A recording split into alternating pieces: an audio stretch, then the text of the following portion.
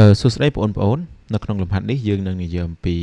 ការស្រាវបញ្ជាក់អញ្ចឹងគេឲ្យថា x ហើយនឹង y ជាចំនួនគុតសេសអញ្ចឹងគេឲ្យយើងបង្ហាញថា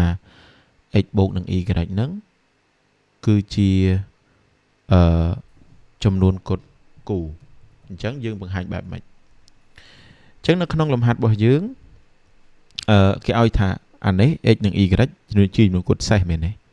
ហើយបង្ហាញថា x បូក y គូអញ្ចឹងគោលដៅរបស់យើងគឺយើងត្រូវធ្វើម៉េចឲ្យ x បូក y ហ្នឹងជាចំនួនគុតគូអញ្ចឹងលក្ខណៈសេសនិងគូនឹងវាបែបម៉េចអញ្ចឹងចំនួនគុតសេសរៀងទូទៅវាគឺអីគឺ2ការបូក1ណាបាទ2ការបូក1បាទអញ្ចឹងអាហ្នឹងគឺជារៀងទូទៅរបស់ចំនួននឹងចំនួនគុតសេសហ្នឹងអញ្ចឹងយើងអាចតាំងឥឡូវខ្ញុំតាំងx ដោយដឹងថា x ជាចំនួនគុតសេសអញ្ចឹងខ្ញុំតាំង x ស្មើអីស្មើ2ការបូក1បាទអញ្ចឹង y ស្មើនឹង 2l ចោលកុំឲ្យដូចគ្នា 2l បូក1អញ្ចឹងដែលការនឹង l នេះជាចំនួនគុតហ្នឹងហើយដែលការ l ជាចំនួនគុតយើងតាំងសិនមូលហេតុដែលយើងតាំងនេះមិនមែនតាំងចិនឯងទេយើងតាំងដោយសារតែប្រធានគេប្រាប់យើងថា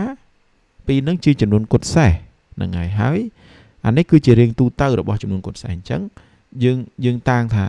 2ការបូក1អញ្ចឹងទៅដោយសារ2ការបូក1ឬក៏ 2l បូក1ស្អីក៏បានឲ្យតែ2គុណនឹងចំនួនគុតបូក1គឺជាចំនួនគុតសេសហ្មងអញ្ចឹងណាទាំងអស់គ្នាបាទដែលចំនួនគុតហ្នឹងបើយើងនិយាយសួរស្ដាប់យើងយកពី0ទៅបាទអញ្ចឹងបន្ទាប់មកយើងបង្ហាញហ្នឹងហើយយើងបង្ហាញថា x បូក y យើងយក x បូកឲ្យ y ហ្នឹងវាស្មើនឹងអីវាបានទៅជា2ការបូក1បូកឲ្យ 2l បូក1អញ្ចឹងចម្លើយវាចេញអី2ការបូកឲ្យ 2l បូកនឹង2មែនទេហ្នឹងហើយអញ្ចឹងយើងឃើញថា x បូក y របស់យើងវាស្មើនឹង2ការបូកឲ្យ 2l បូក2មែនទេ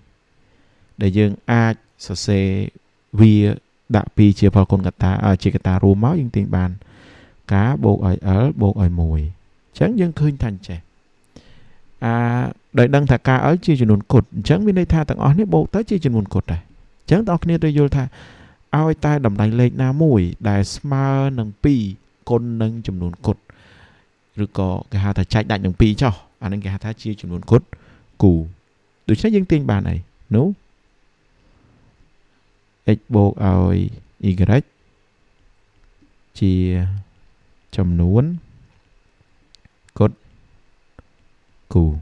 បាទអញ្ចឹងដូចជាប៉ុណ្្នឹងឯងអរគុណដែលបានទស្សនា